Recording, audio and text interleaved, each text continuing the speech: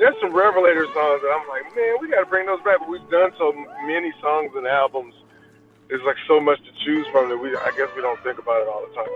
We need to get you a really good slide player in Nashville, and you guys need to cover a Derek Trucks song. You know, he told me Susan wrote the song, which he was proud of. He said that with great pride, you know, the way you say nice things about your family. From the first note with Tedeschi Trucks, they just blow you away. Yes, we will. I wouldn't argue with anyone that says that could be my favorite song on I Am the Moon. He, signs my ticket, and I look over at Susan. I say, Susan, would you sign it too? And she goes, oh, heck yeah. Kevin calls me and was like, hey, man, what are you doing? I was like, nothing. He was like, Derek wants to record some tuba stuff. I said, when do you want to do it? And he was like, let's do it Wednesday. It was midnight in Harlem. And it caught our attention, man. And we started diving deep, and we're like, okay, we got to see these guys.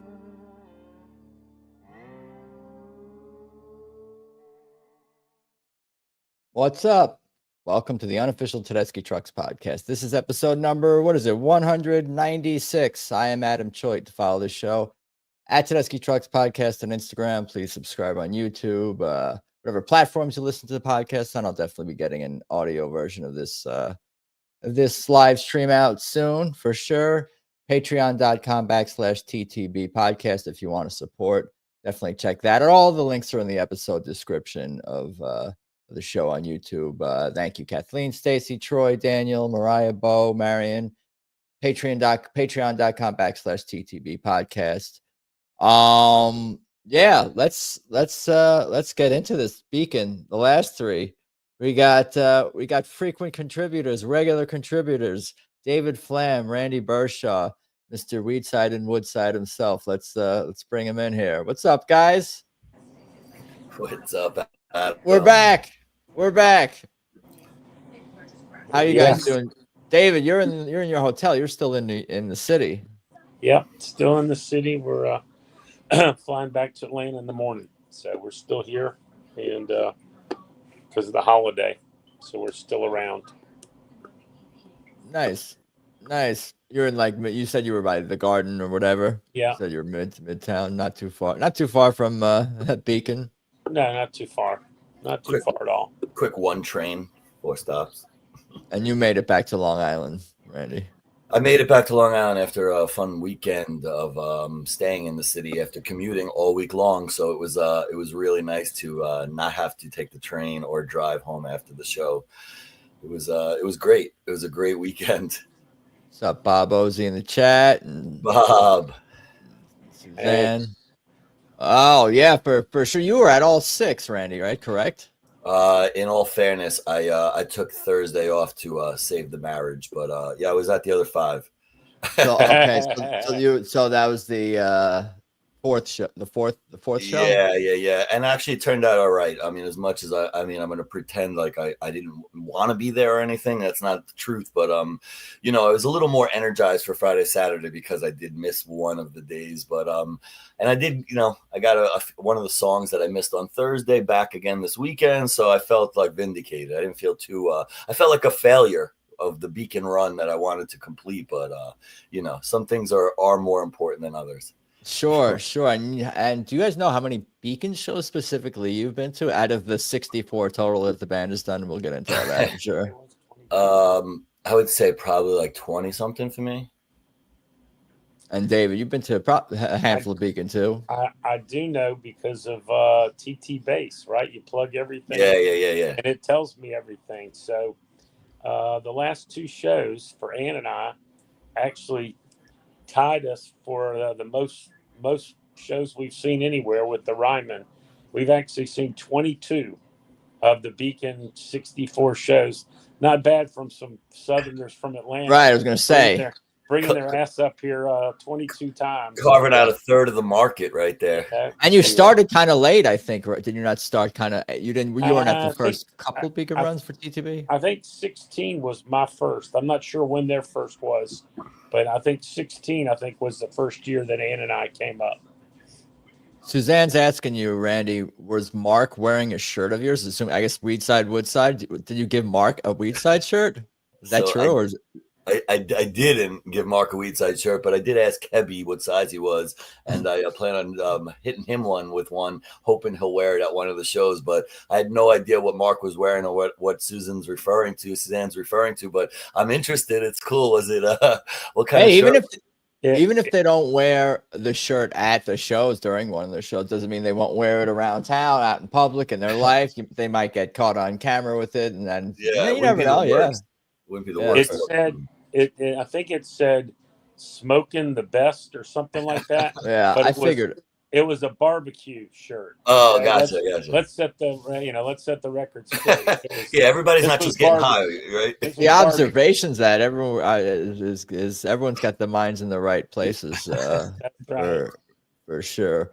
Where do we start? Where do we begin? I guess talking about like just going to the last. Well, you missed the Thursday. The Thursday show. So why don't we take a look at the set list of that? It looked like a hell of a set list that Thursday night. Yeah, looked like a great set on Thursday night. What day is today?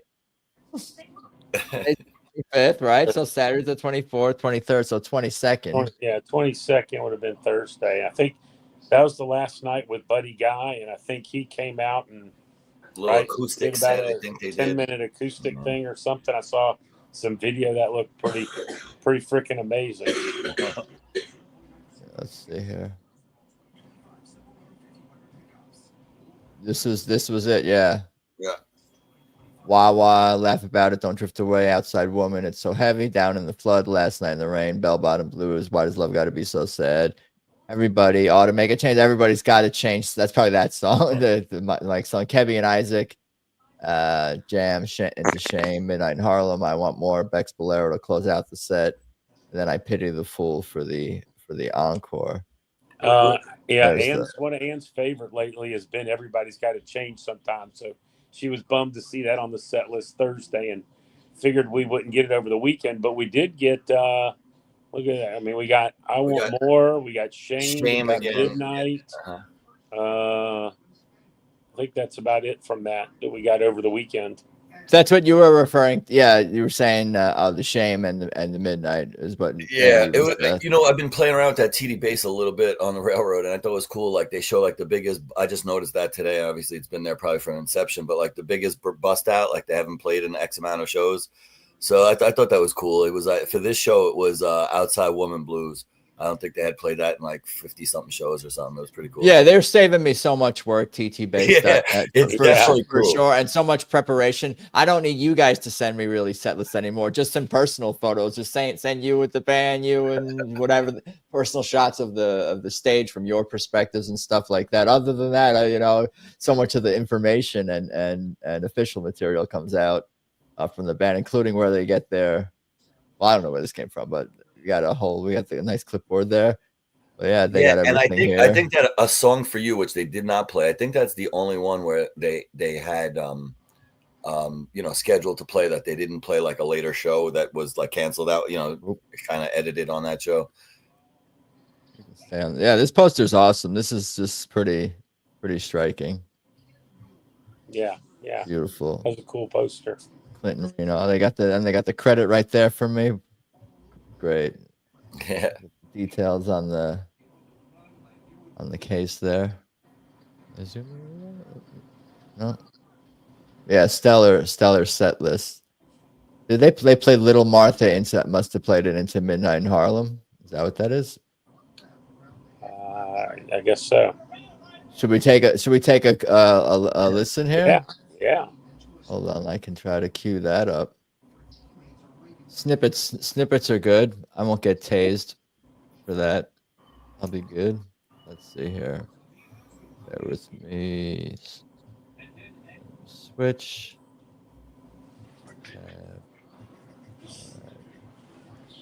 All right. Hopefully you guys can. Not loading yet. Give it a second. What you guys don't see anything, huh? I see you and Randy. What the hell? Why is this not loading? Anyway, We I can don't get see back. Derek and Susan. I see Adam and Randy. Yeah.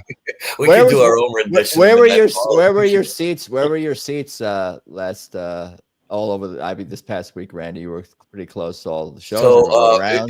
It ranged from first row one night, which was amazing. And that was the Tuesday night where Derek tossed me the slide, which was pretty cool. You could kind of see it on the video. You see a slide flying through the air, and I'm the lucky recipient on the other end of that slide. So that was fun. I'm never going to be upset with that. And it was fun because you get a little room in the front. I mean, the show before that on Monday, I was in the second row, dead center, but it was like right in the middle, and it gets just a little tight in not on aisle. And then last Friday night, I was like maybe 7 rows back on the aisle, and last night maybe 10 rows back on the aisle. So a variety of different seats. There's really not a terrible seat at the Beacon anyway. Bob Ozzie knows where David was Saturday. I see you guys were on the video together. That's right. He sent me the screen cap of that. Yeah, shout out to Bob. Adam. Maybe I'll pull that up. All right, let's play this clip. Hopefully everyone could hear it.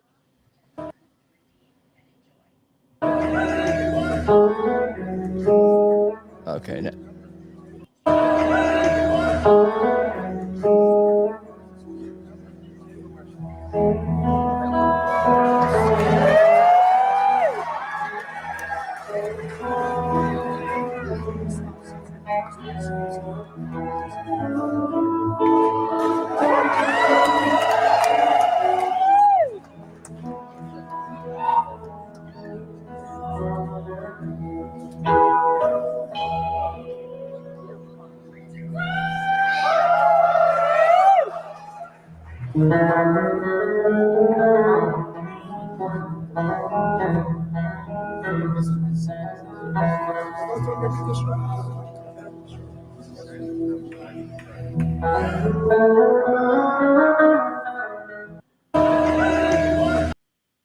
Nice.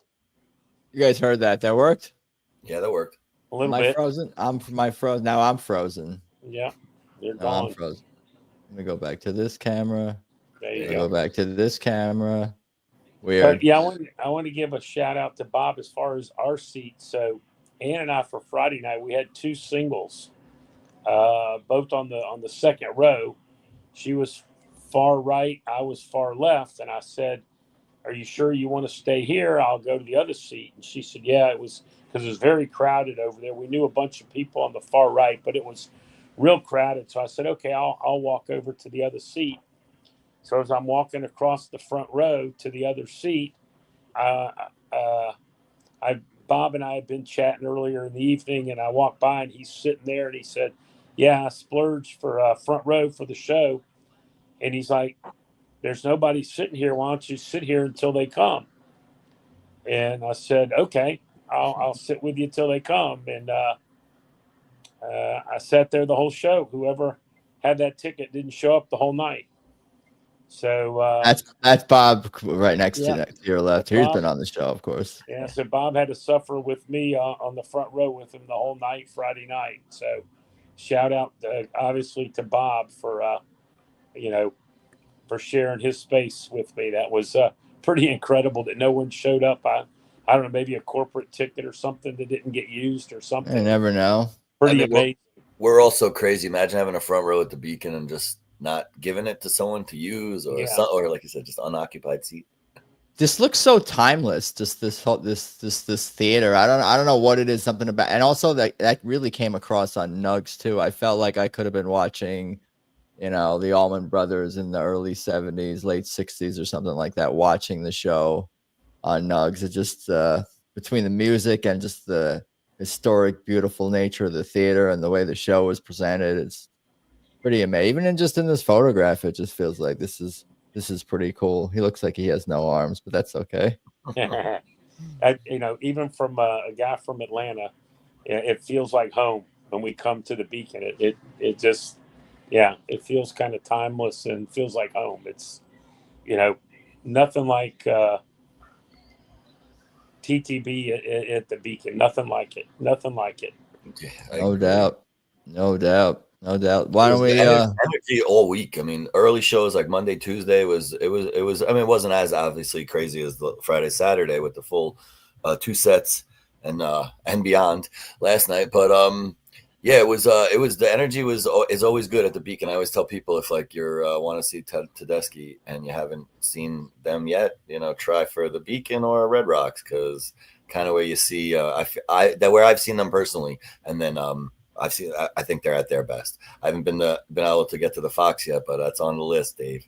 What about you were at the Ryman, Randy, or no? Yeah, I was at the Ryman for those 3 shows in 23. Yeah, I put the Ryman right up there with the Beacon. Those 2 are pretty special. I don't know if they'll ever, they haven't played the Ryman in a few years now. Right, So I know. If that'll happen again.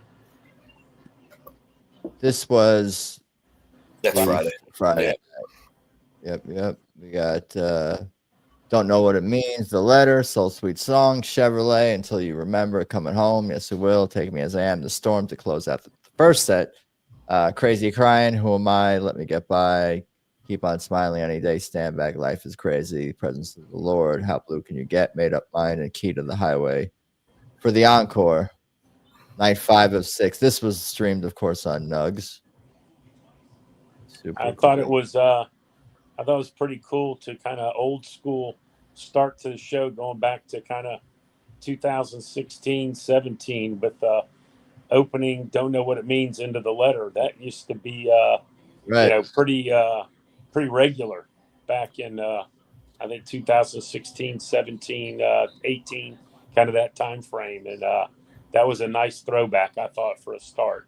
Yeah, and I can't front. My fandom doesn't stretch back that far, and I thought it was amazing opener. And you're not the first person to tell me they did that regularly.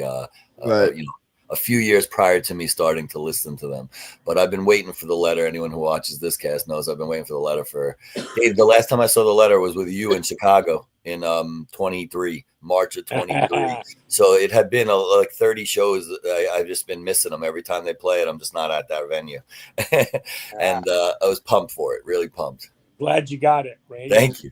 It was a great start to the weekend for us. Like I say, our first the 2 shows. So, and then in that same thing, that bust out, I guess, Don't Know What It Means, right? I didn't know any of this before I looked. It was like 70 something shows, I think, in between playing it. Yeah, it shows it along the bottom in that same TD base. If you keep going down the bottom of the TDB base, it shows the biggest bust out right there. Bust out show. 67 shows. Yeah. Wow. I hadn't scrolled down to that. I just saw that on the railroad. I had nothing to do. Any Day, Manic Depression. Yeah, this is pretty damn extensive and awesome. Yeah, they're awesome. This is wild for sure.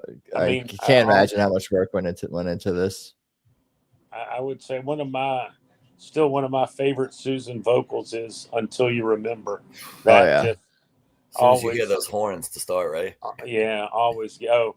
And I mean, let's shout out to Emmanuel. I knew he was coming. I knew it was coming. That guy can blow some horn. I'll tell you. That guy is so good and such a different energy to the band. I thought I was at a partially trombone shorty concert with how much energy he has playing the trumpet. It was incredible, and I loved every minute of it. And it was just he got so many solos this weekend. And any of us who obviously follow the band, you get kind of a little build up right before you get those solos, or at least a little bit of time. I don't know. I guess we're all witnessing exactly what the leaders of the band see, because this guy is just, he was so impressive this week. I just started following him on Instagram, and I should have earlier. I can't believe it took me this long, but I was clicking on his stories, and this is what he posted. Crazy week. Learned most of these songs like an hour or two before we hit, assuming that means the stage. And this is presuming probably all the set lists for the week, I'm guessing. Thanks for having me, Tedeschi Trucks Band, Beacon Theater. That's wild. I saw an earlier post from him that said, like, thanking Kebby for helping him learn 200 songs in like 10 days or something outrageous. Yeah. I wouldn't have, known, like, super talented, like these people. He's from Nashville. That's why I wasn't sure if maybe he was a connection to Gabe, but yeah, Horn maybe. Gabe brought him in. Yeah, I think so. Really? Well, there you go. Yeah, that's a guess. I guess though. I think I might have saw that somewhere. Yeah. It's either I would guess either potentially Gabe because of the Nashville connection or Kebby because of the horn connection. This is cool. This must be a permanent thing at the Beacon. I mean, I don't know if this is the bands or the Beacons, but yeah, I get the Beacon maybe backstage or something. I don't know. I wasn't right. That's what I would guess. Yeah, super cool. Yeah, I got my tabs down and everything here. Yeah, this I mean, when was the last time they did Coming Home? I hadn't heard that one in a long time. And it was fresh. They were bringing some new. Yeah, they were bringing some new elements and jams and things to that song. Yeah, I love to hear that. That's a huge influence, I think, on Tedeschi Trucks, Bonnie and Delaney. With male and female lead vocalists going on and multiple, a bunch of members. And then, I mean, just Derek blew the roof off the place with the storm. It was, I mean, well, everybody heard it in Nugs land, but and cool not to hear it with whipping post, just a full kind of storm, and it went places, and I enjoyed that he busted a string at the end, and I know when Susan has mentioned in the past that if Derek isn't busting strings, then he's not pushing himself. So I felt like he was pushing himself pretty hard at the end of the first set. So that storm was amazing. It was. Yeah.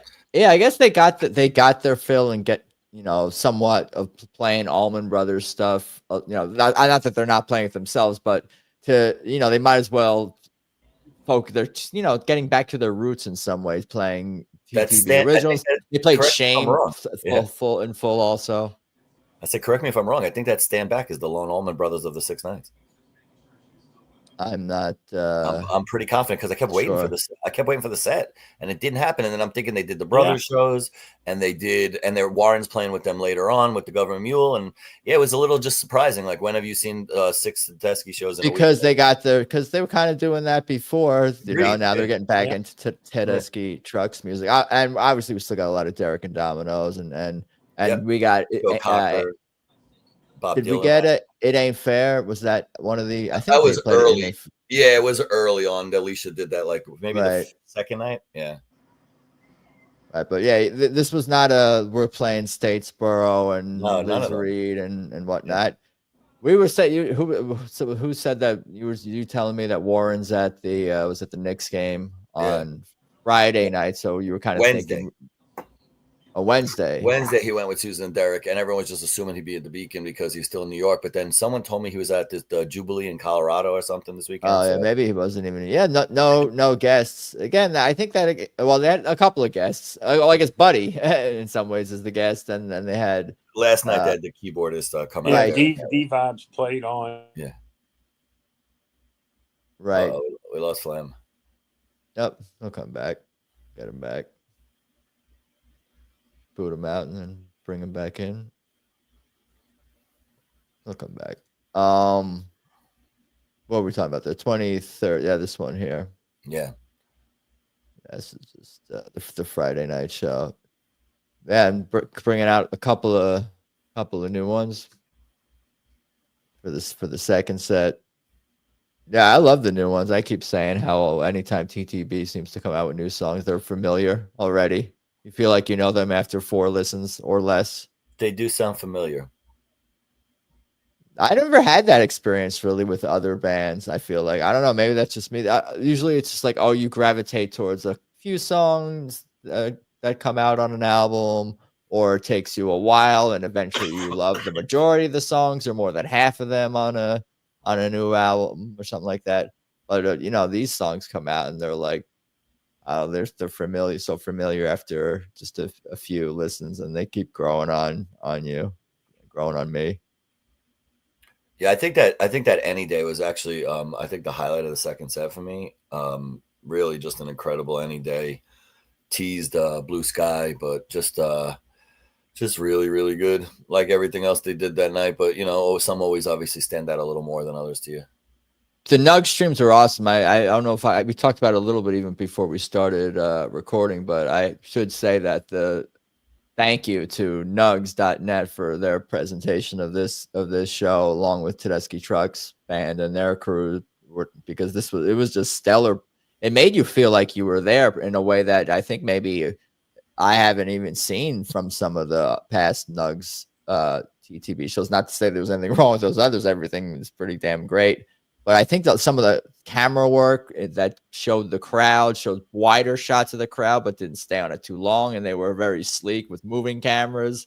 It made you feel like you were there, and just the way they cut from band member to band member smoothly. I like when they show like Derek and Susan, and then or Derek, let's say they're showing Derek, and then they'll pull back to Derek and Susan, and then they'll show a shot of Susan and Gabe. So you're kind of like making your way, but you're staying with one person and going to the next person. And I think that's kind of a cool, non-jarring way to move through the stage, because that's a tough thing to do, to navigate, that stage with the camera, getting showing what's needed, and I mean we'll jump around, but yeah, I feel like I want to talk about the we'll get to it, the Soul Suite song, the tribute and all the lighting and stuff, but that and the screens behind the stage, because that really did shine through on the Nugs before the Nugs show as well, like the use of those, even though we don't see it the whole time, but the way it was used and utilized within the stream itself, I thought was great. The screens are awesome. Like you guys can speak to that, like if you want. Yeah, that was my first time seeing them. I thought they were awesome. I thought it added. I really liked the stage setup and everything. I really enjoyed it. And I have heard from a few people up in the balcony or whatever that when those white lights come across, it's somehow blinding people, and it's really having unfortunately a poor effect on some of the people in the balcony and all. Which I hope they can get that addressed. I don't know exactly what that is. I guess when you're lower down, it doesn't, strike you. But the screens are great. They say you get some close-ups of the members.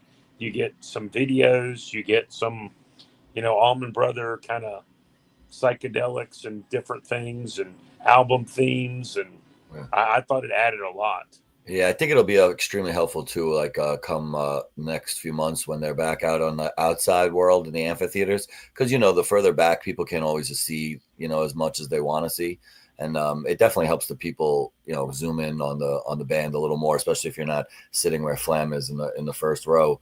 Then you don't need those screens. But if you're sitting elsewhere, it really is helpful sometimes to just own in on. It's mostly for part of the artistic presentation, but like some percentage of that is to help, I guess, people see as well. But it's because it's not shown, it's not like on the band the whole time. It's obviously showing graphics. Yeah, it's kind of a combo of just right. different things. And they have so many. Well done. So well. They have done. so many songs though. So do they have? I mean, I'm just wondering if they have unique graphics that are designed for every song that they play. I can't imagine. So I mean, some must fit over the others, or the graphics like reacting in real time, somewhat being created in real time with sound. There's a lot of elaborate like art, even artificial intelligence or software that can be done to like. Even I remember back in the day, you had what do they call them, visualizations, like I don't know the whole. I know during I Am the Moon, they had up some of the graphics from that. Made Up Mind kind of had, as somebody said, the buffalo and the train. Did run into the photographer. Why am I drawing a Bradley? Bradley, and someone had asked him about the tribute on Soul Suite Song, and he said that he had that was really a lot of his work. That they had some stuff in the archives, and then that they went to some of the other people to get some of the artwork for some of the others. I don't know, Dickie Betts, Jan Rico, Greg and Butch and Leon Russell and BB King, just all that. But he said he did definitely have a good bit of input on the kind of screens and scrolling on Soul Suite Song, and that was really cool. It's awesome. Really cool. Suzanne saying on the Nugs that they didn't show the memorial stuff on Friday. I'm not sure what song she's referring to there. Well, they did Soul Sweet Song both nights. So. Oh yeah, it was like the Brothers show, right? So the Brothers show, right? Did the Exactly. There's a lot of inspiration with the screens. I think that came out of 100%. Yeah, some of their past.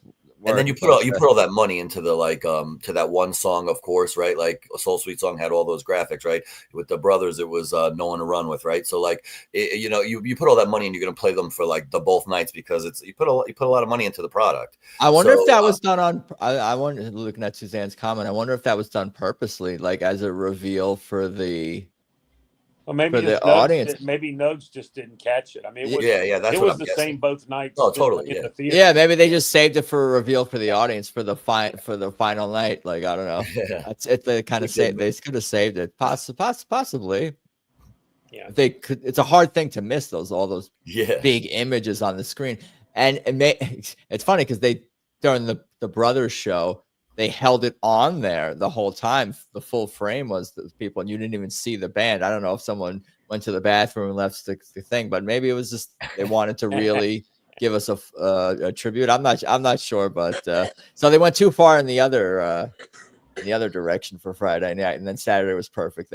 Saturday really was the perfect balance of showing the images and showing the band. I think I could even see the band peeking back at the images a little bit during that one. Don't look back because you'll start crying. If Susan and Derek and the band, you turn back and you see these like Kofi things and Butch and Derek and everyone I'm not crying. You're crying. I think that did. I thought it was Friday night for me. Oh yeah, they did it both nights. I noticed Susan kind of turned around a little because the crowd was reacting as each different person was. She wants to know who they're seeing. Who's getting the loudest applause. You know who the oohs and the ahs were. Human nature and stuff like that. Yeah, I saw her take a little peek. I think at that. Yeah, true. Yeah, that's a good point. They're curious who the audience is reacting to. I really liked seeing Enrico up there. I thought that was awesome. Yeah, I thought that was great.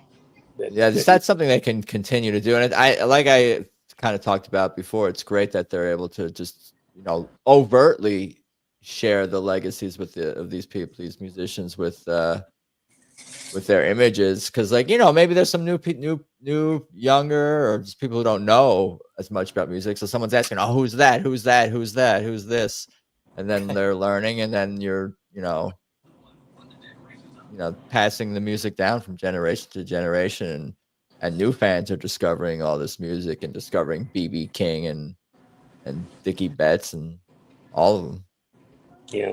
Hey, when you go back to the set list, I'm trying to pull it up here. I'm old, but I don't think what's listed there is the correct order. Randy, maybe I thought Stand Back was played after Keep On Smiling. Because when make me try to remember now. Somebody's got to have video or something. I don't know, but I distinctly, being fortunate to be on the front row Friday night, Derek was yelling, "Stand back, stand back," So, and I think it was kind of an audible that he moved it up in the pecking order. So, I don't know, but maybe it's old age and I'm wrong. You were saying Stand Back came. I thought it came before, after Keep On Smiling. Yeah. Is what I thought. Maybe. Maybe it was earlier. I thought so. Because I know he yelled back like to the drummer, Susan, and he yelled all the way over to Gabe. So it made me think that it wasn't what was initially listed on the set list. And I think I had one with some markings in it. I don't know. But I caught a great picture. I mean, I really took advantage of that seat. It's been a while since I've been, twice in the front row recently. And I was able to get some great shots of Susan. And I caught her on How Blue Can You Get when she held up her 7 fingers for giving 7 children. I just happened to catch that right with her hands up. And it came out perfect. It was like, wow. What a great shot with the phone. I was like, man, I can't believe I got that. I mean, life is crazy, Mike. I mean, come on, Mike. I mean, he's the man. I tell you. Yeah, and I thought we'd get How Blue, one of the two, because Buddy Guy's been playing it all week, right? So I knew it wasn't going to be the first. They're not going to play the same song Buddy Guy plays in the same show. So I said it would be one of the shows Buddy Guy doesn't play with them, and lo and behold, it's not rocket science sometimes. Was that the first time they played "Life Is Crazy" since the lights went out at the beginning? Yeah. I was almost. Look at the bust out below. I don't know if that's noted. First time it played since. Well, it'll be if it was more than 50 something, it would be like the winner, right? So whatever it's not more than 67. Yeah. No, and I think they show anything over like 30 something, so they must have played it. Yeah, no, I'm sure but I mean, not at the Beacon though. Oh, at the actual Beacon, yeah. Right, well, right. Yeah, exactly. And I've listened to that version a million times because you could hear the crowd roaring and getting into it when the lights go out. So I was almost like bracing myself. Sometimes when Mike gets to that part, I'm like ready for the crowd to not roar for no reason, but I hear it at that part. But the lights did stay on this time. Yeah. I was almost like they're going to do it again on purpose this time, as like some kind of. And they actually did when the part on this. So this is real nerdy shit inside baseball. But I think if you go back and listen to the part when the lights went out last time they played "Life Is Crazy," and then if you look at the stage, they didn't turn the house lights off and the whole lights off, but they did sort of this darker effect on the stage when Mike goes into the sort of the pre-chorus, whatever, when he bumps up the power. What's the words? I could pull up the words even, but nevertheless, I guess it's possible. But yeah, the presentation of the stage is cool, unless you're sitting up in the upper, like you're saying. The two new songs were great. Crazy Crying, Who Am I? I mean, I great. Love those two new songs on Friday night. Yeah. I had seen Crazy Crying the first night at Sunset and Soul. They had played that, so I'd heard that one before. But Who Am I hadn't seen live, and it was awesome. Did you I don't know if either caught it when I had Larry James on recapping Asheville, and he had heard Who Am I at that show. And I think maybe a couple of things people started to post samples or whatever, but I hadn't heard it yet. So I was trying to get him to describe that song to me. Yes, I heard that. That was pretty funny. That was entertaining to me, and hopefully it's been fun for him. But I'm falling in love with the song, and I adore the song, and it reminds me. I was saying that it does the rhythm part that kind of does sound a little bit like Midnight in Harlem, a little bit that one of the Derek rhythm parts, but it's its own unique thing and gives you its own unique feeling when you're listening to it. It's just it's a beautiful song. Yeah, I'm digging all four of the new ones that they've put out there so far. Absolutely. Sure. Yeah. Keep on Smiling is always a fun one. My wife just got that tattoo, and her dad's like one of his favorite songs. I'm blown away by how many people don't know the original. I didn't know the original. I didn't know the original when Tedeschi Trucks did it. My wife knew all the words, and I was like, "What? Who you dating that you know all these words to this song that I'm like, I've never heard." She's like, "This was a song my father and I grew up to as a child."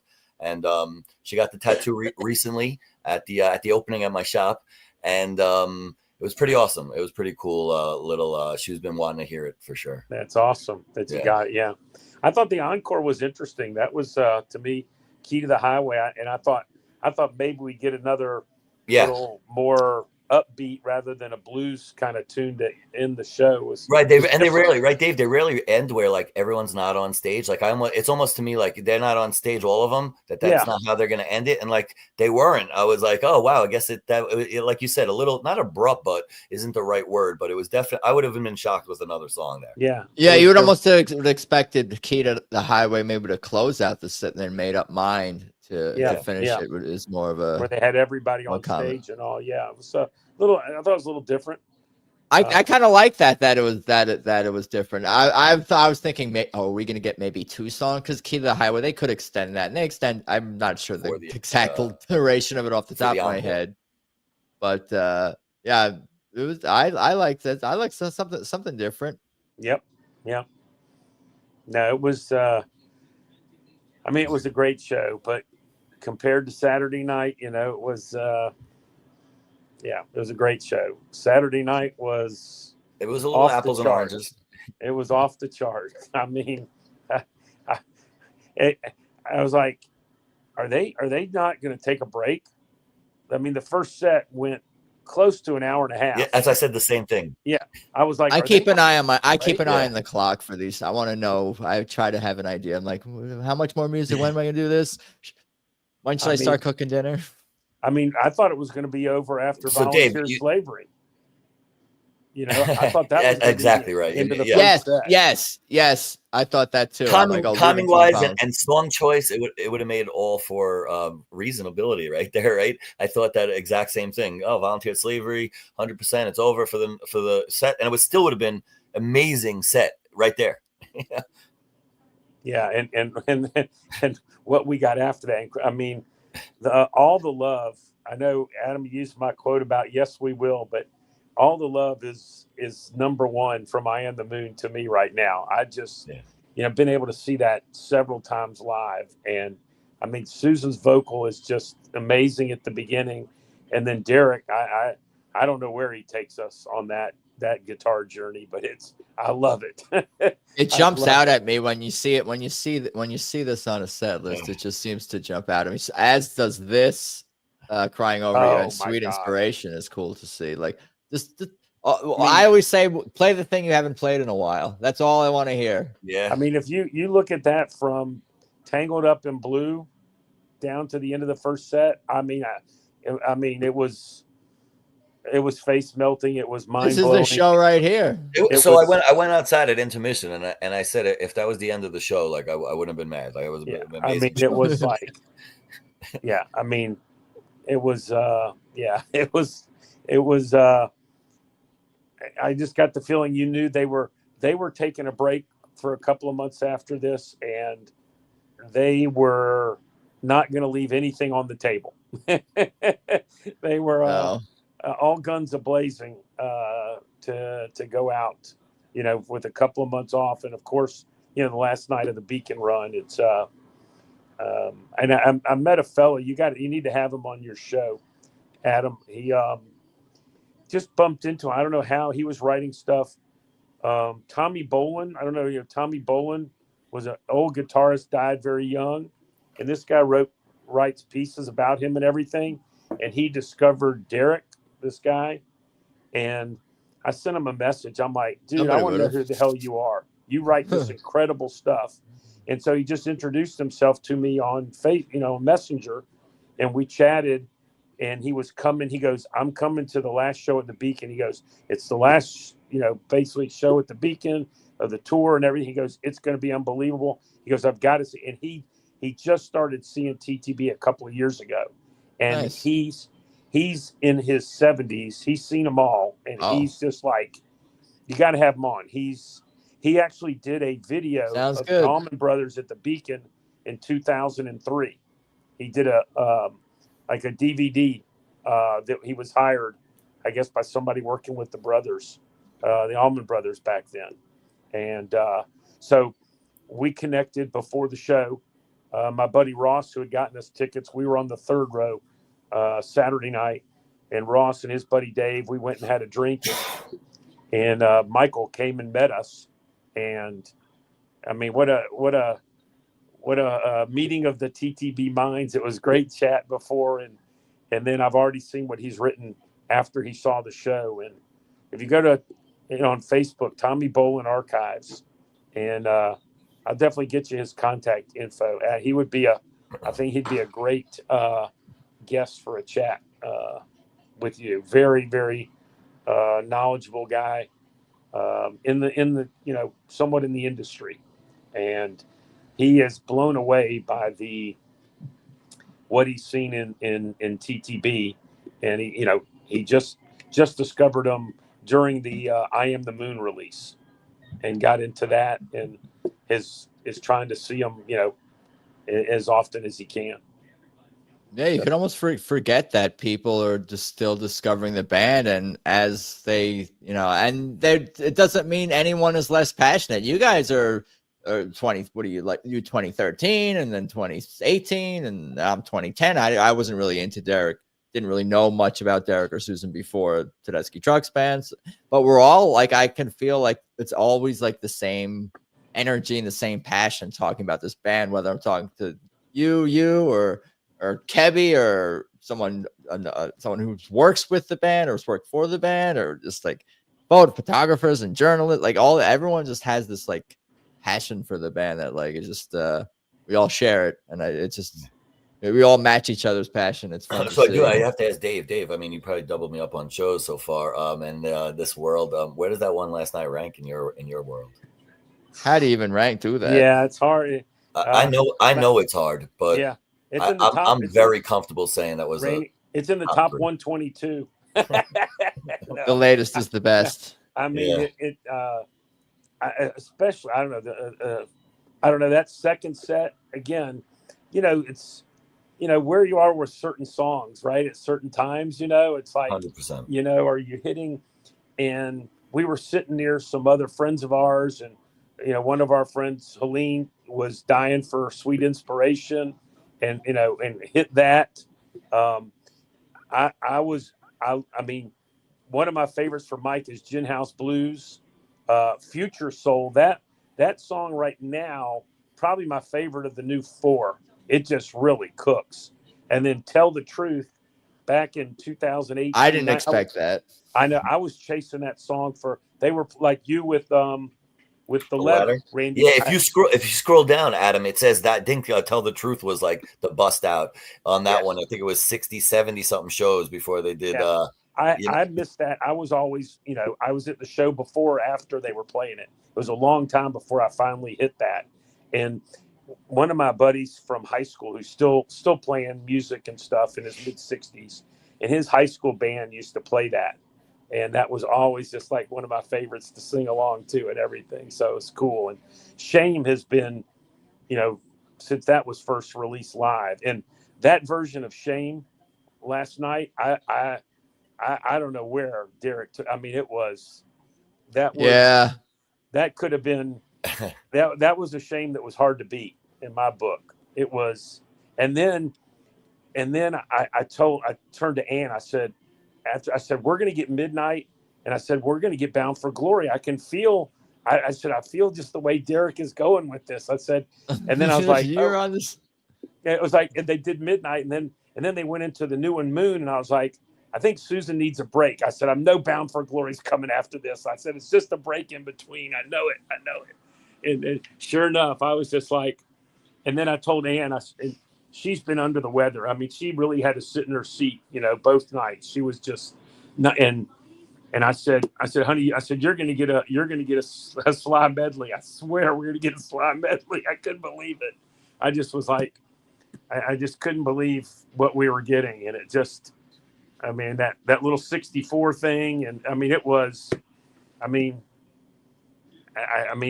the smile was incredible on my face last night. It was incredible. I mean, this is the third or fourth time this year they've done Midnight and Bound for Glory in the same show, which used to be a rarity, but this is the second time at the Beacon. I think you guys saw it at Miramar, right? Didn't they do both at Miramar?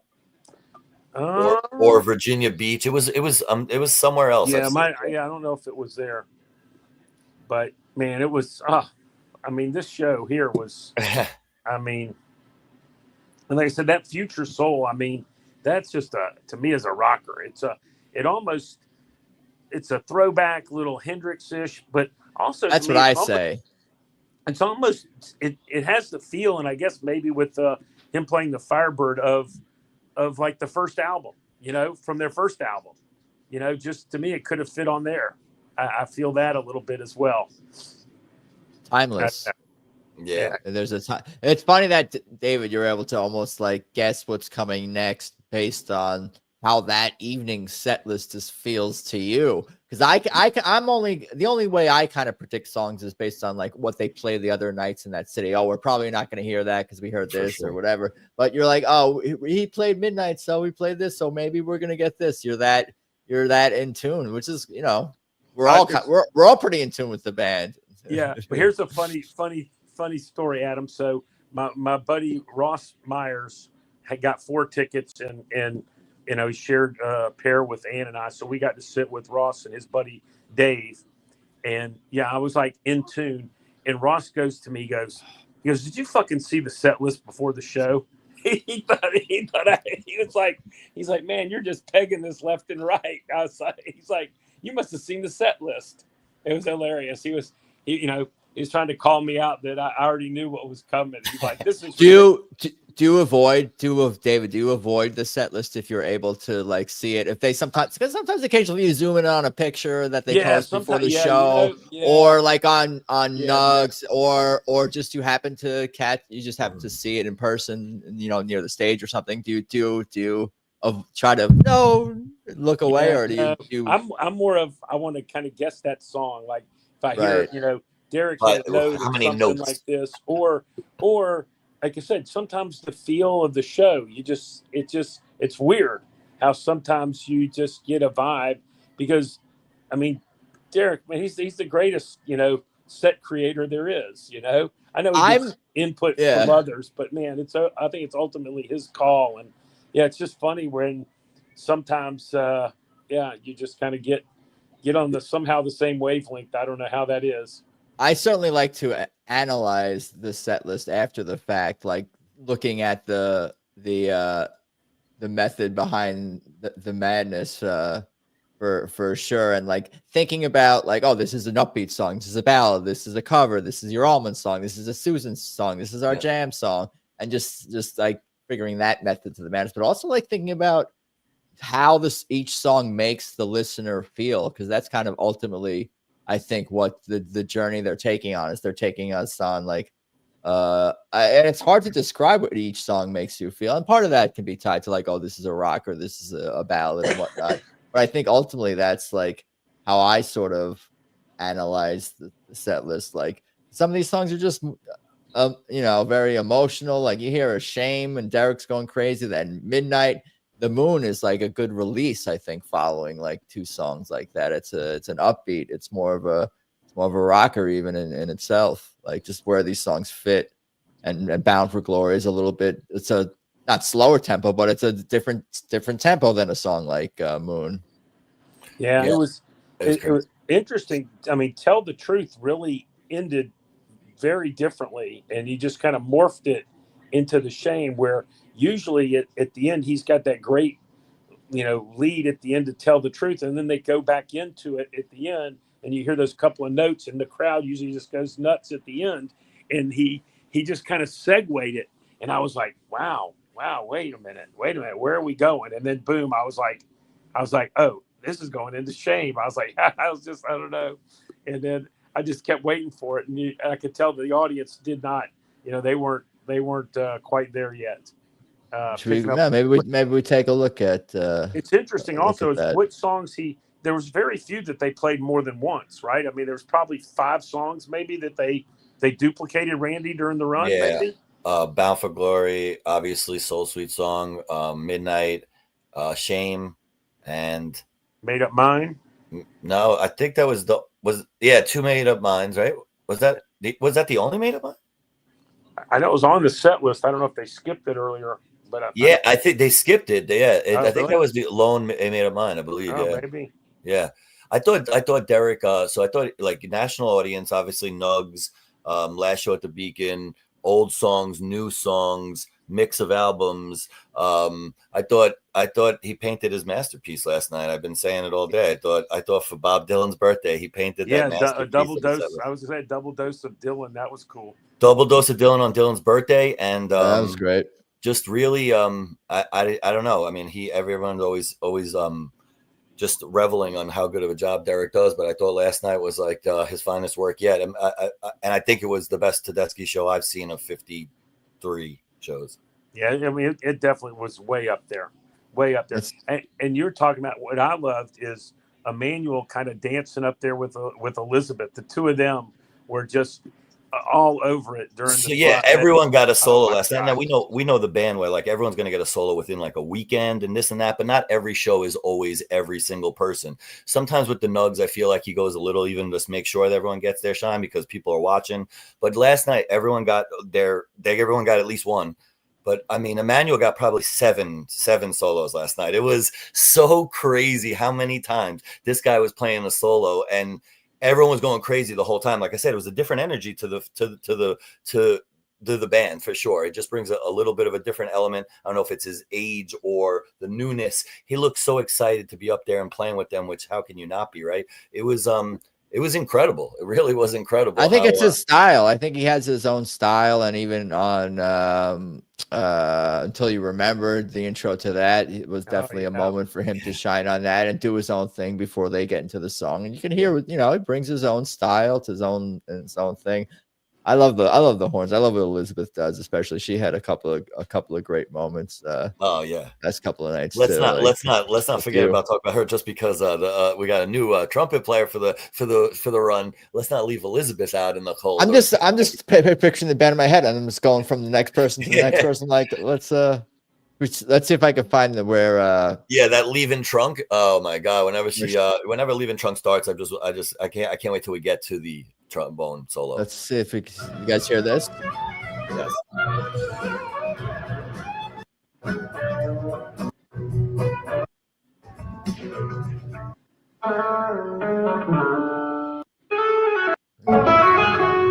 Kind of keeps going. Yeah, it's jumping.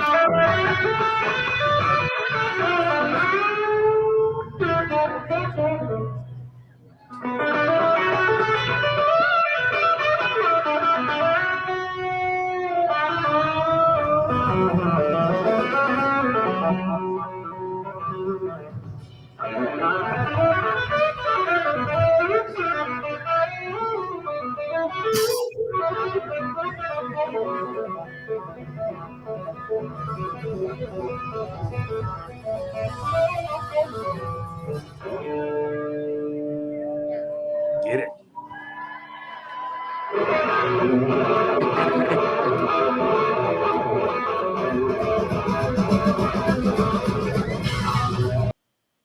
Oh yeah. Oh Yeah. my God. That was Brandon was cool. great. We were Saturday night, so we were third row, kind of on the right, almost like right in front of Brandon. There, it was great. He was awesome. And Alicia, I loved her dress that she wore Saturday night. That was nice, and I loved it. Now her and Mike, they come out right in the middle between Susan and Derek. I love it. Love that. Yeah. I like the strut down to the stage too from them, whether it's Mark grabbing the microphone on Fire and Rain or Alicia coming down for Bound for Glory. They come down with a little strut down. It's nice. It's fun. They get to they get to be the center of attention. It's great. And she was a little more animated, Randy. I mean, she put like her hand up to her ear and she like makes some noise. She was like the crowd, trying to rile up the crowd. She definitely was a bit more animated, I thought, than usual. I loved it. I thought it was some great sass that she had. It was awesome. 100%. Yeah, it was so good. So good. Yeah. Hopefully Nugs was in tight on her on that, I hope. Oh, yeah. For my money, you can do Bound for Glory every night. I won't get bored. Yeah, I don't know. That's still my favorite original of theirs, I think. It just I have It's just, three. I have three that I like to see in concert the most, and that's one of the three. Yeah. Never gets old. This music, these No, 'cause songs, you get and the they whole. keep. You get a lot of the band too, different pieces of the band. yeah. Bound for Glory and Shame. Those are kind of my two. And man, get them in the same set. Oh my God, it's Yeah. just it's like over the moon, over the moon. I mean, No pun intended. Yeah, right. I am the moon. just Talking to the guys who speak in TTB songs. I and mean, we lyrics. got and I even skipped over, Derek's, it's still probably my favorite solo is Do I Look Worried? His solo in that is just, it's just incredible. I mean, that gets me every time. Yep. Gets me every It's the dynamics of that song, I think, maybe even more than other TTB songs, but maybe in some specific way, it really shows off how tight this band is. There are 12 people, but they can stop on a dime, and it shows off the slide and her power and his power in her power vocal and his power slide playing, and the way the band stops on the dime and the horns. Yeah, that's just quintessential TTB. Like, there's a reason they play that as often as they do, and we never can ever get sick of it. And I think also quintessential is it to me is the TTB groove, and that couldn't be shown better than that second half of Crying Over You, the ooh ooh ooh, and there. I mean, it's just that God, that was what a great add to the set that was. You don't get that very often. Crying Over You, do not get that very often. They always give you something you don't get very often, though. Man. That's what's so special about this band. Even if it's not in terms of a different song or what do they call them? What is the site calling the songs that they have, that ones at the bust out? Even if you're not getting a bust out song per se every single night, you're gonna get one every third, fourth. Yeah, scroll down, Adam. What was the bust out? Was it? I think it was Crying Over You, right? Go up a little, right there. Yeah. Where am I lost? No, keep going. No. Oh my God. Right there. Tell the truth. 94 shows. 94 shows. 54 for Science High Times. Yeah. Wow. Yeah, that was most a commonly surprise, played song midnight. And he did bust a string again during I Want More Soul Sacrifice. That Soul Sacrifice. Album distribution for this. This is bananas. This is just beyond. Yeah. I guess that these guys had connection, or they built other similar sites for like the Fish or some of these other bands. Like, but this is just incredible to this. Yeah, I thought D5 added a lot. Him and Gabe sharing the keys. I thought that was fun. Awesome. That was awesome. I hope Nugs had a good shot of the two of them. I don't know. Yeah, that was the first time I saw Lord Protect Our Child in person. That was fun. Look at that. We got his D-Vibes, his other shows with TTB, his first time with them since 2019, which also at the Beacon. But he played them at Red Rocks in 2018. Yeah, I think I saw him at the Beacon that other time. As a matter of fact. And where's Chattanooga. I was at that show. There you go. Yep. If I click on this, does it say what song he played on? Show Me. Was it Show Me? Yeah, with Marcus. Because he must have been part of Marcus King's band. Yeah, when they came out with them, yeah. And then Justin Johnson also. Yeah, Justin, played with them. Showing. We're like, what do they call it? I don't know. It's figuring it out, putting the pieces together in real time. Like, oh, that's where they first, or that's just another connection. We're picking up the pieces, Adam. Yeah, we are. Is that another semi TTB Willie Nelson? Yeah. Putting the pieces together. Cool. Sweet. What else should we cover? What else should we talk about? What else should I pull up? Oh man. I mean, you can just have this site and just.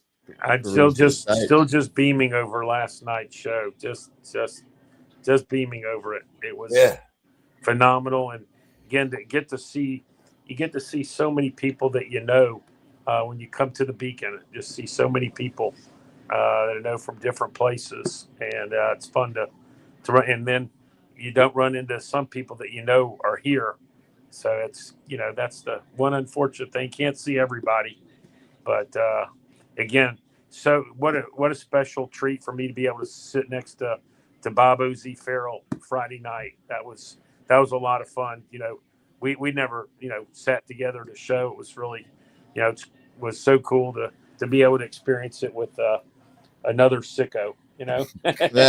I got the pleasure of hanging with Bob a lot this week. He's a good dude. Yeah. It was definitely a lot of good laughs and fun times, and it was cool connecting with some people who I've obviously seen on Adam's Cast or I've seen at the shows, but I've never really just gone up and introduced myself or whatnot. And well, we hadn't seen each other in a while, Randy. I'm glad you. Yeah, I think the last time I ran into you was last year at the Beacon.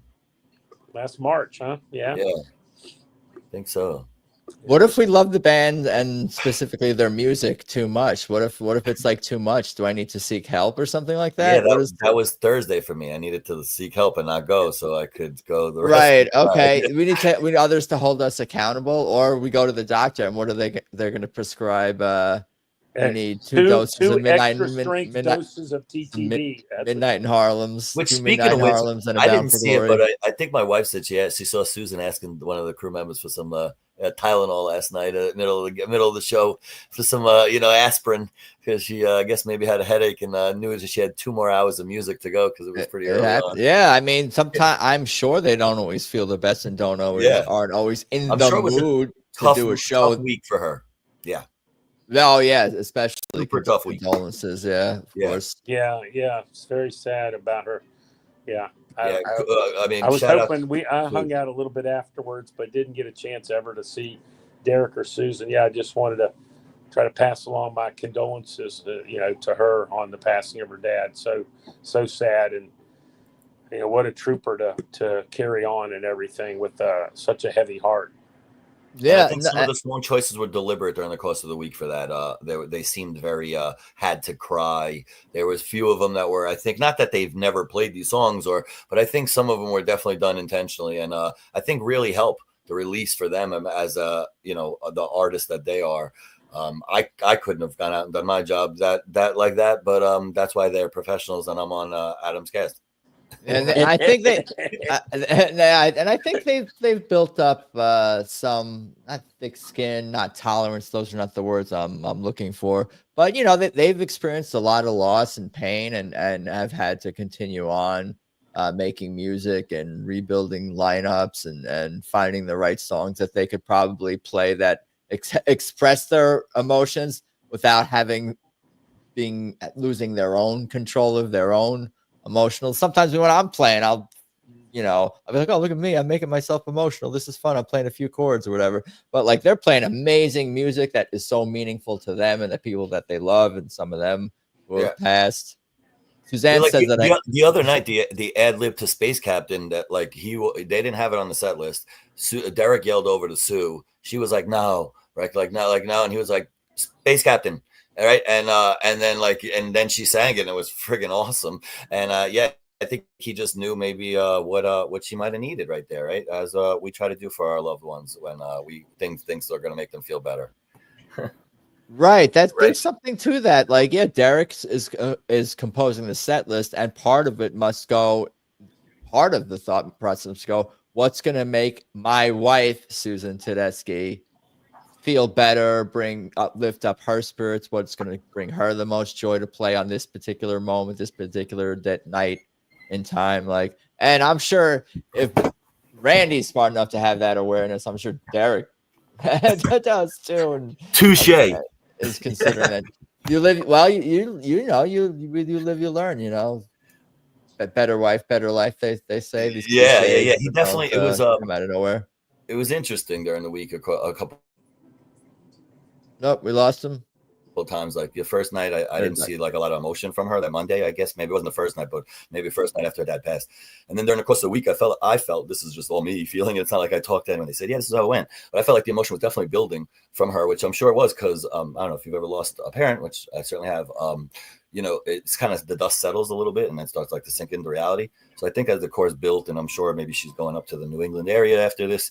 It was just probably like crazy amounts of release and just it was definitely emotional. You felt it during the course of the week, like, and I think the other band members felt it, and they were like, I don't want to say giving more of themselves for Sue, but yeah, maybe that's what I'll say.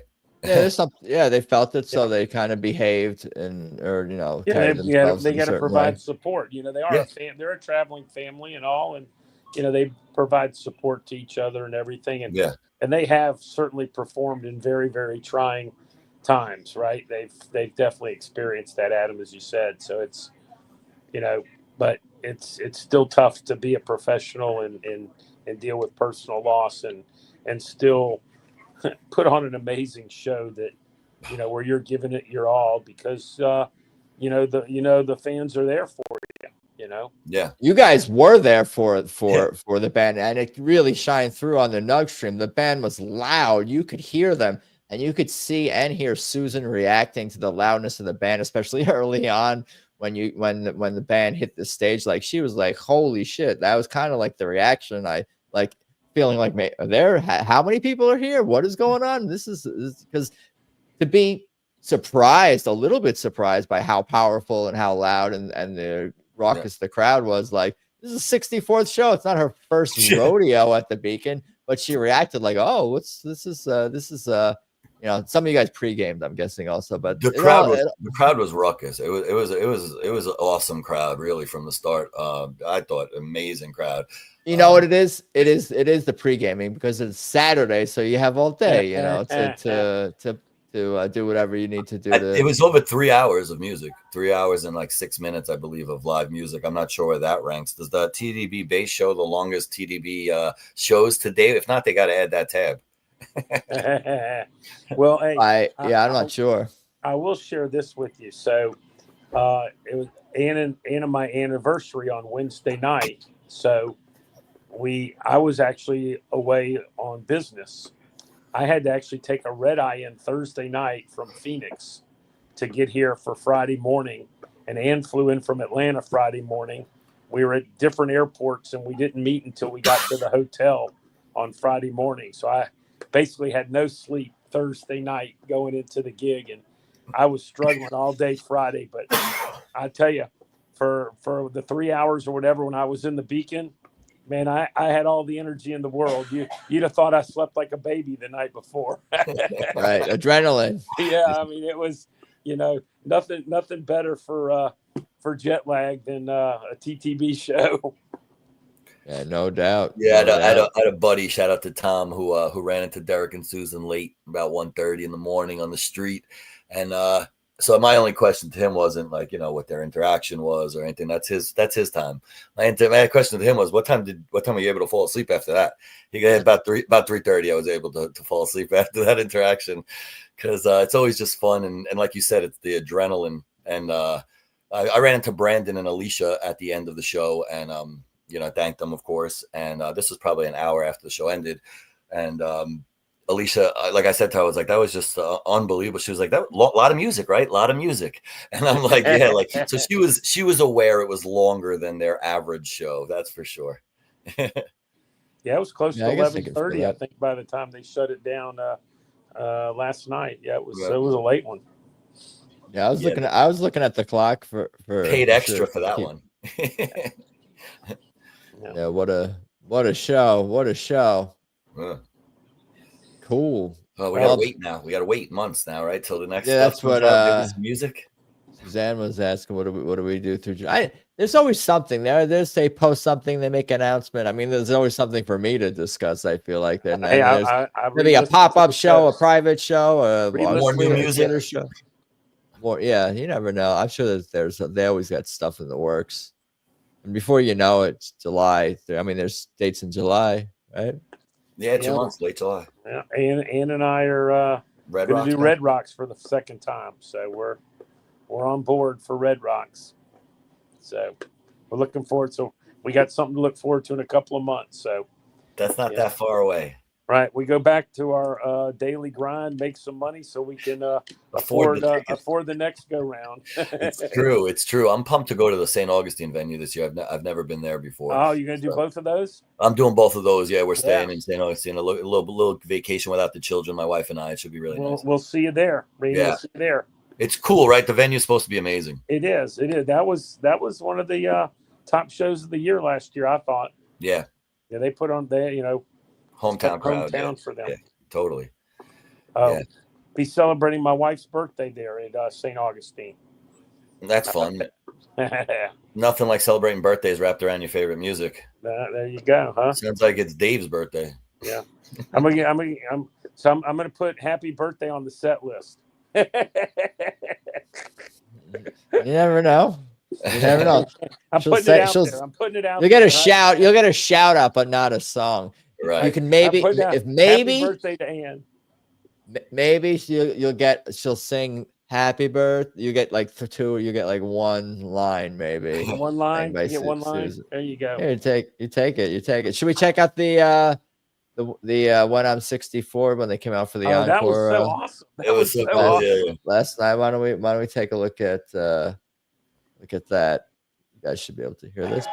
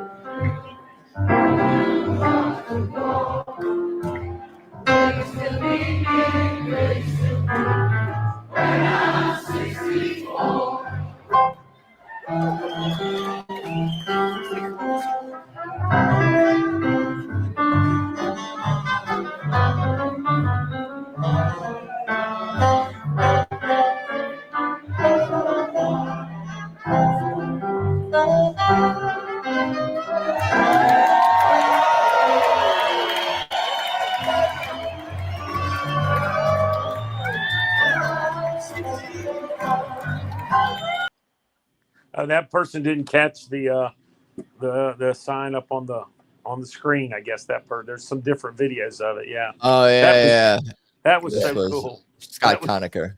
That was so cool though. I mean, I was like, at first I was like, what's going on? I'm like, Gabe's coming out, and there's no Susan. I thought, maybe it was going to be, a duet with Gabe and Susan or something, right, to start the encore.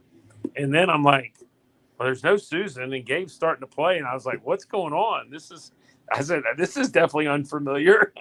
Yeah, I was like, what Beatles song is this? I couldn't place the Beatles song original. I'm like, what Beatles song is that again? What Beatles song is that again? It took me a second because I'm not 64. I'm not 74. I'm not a boomer, but I do love the Beatles, and I know that song, of course. Yeah, it took me a second longer. And I was trying to figure out the significance real quick. And I thought of it right away. I said, this must be their 64th, but I didn't know that going in that this was 63 and tonight 64. I knew it was over 50 because a few years ago we did the 50th over there, but I didn't know what the exact number was. So yeah, I guess 64 is the new number, right? Yeah. Yeah, I'm sure they'll probably at on Beacon's pages, maybe. They have what's the Allman number at the Beacon? 280 something, 2 something, 2. Oh, wow. Yeah, well, I think because it was someone told me specifically because they had the backstage one of the VIPs this week after the show, and they go in the Beacon and you get to see, and they the same sign that Adam kind of showed with Tedeschi's amount of shows there. They have one with the Allman Brothers and how many they've done. Wow. I only caught a handful of the Allman Brothers there, so. Definitely more TTB shows at the Beacon for me than Allman Brothers. Here we go. You can see this was during the performance.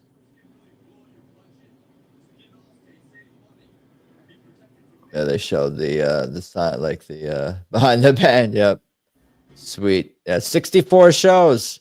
Yeah. What have I been? I've been at more than single digits. I'm into 10 to 20, somewhere in there, probably in that range for sure. At this point, 15, 20. Never roughly half of my total. Never yeah, for sure. It could be Monday, it could be Friday, it could be Wednesday. You never know what day of the week is when you're in there.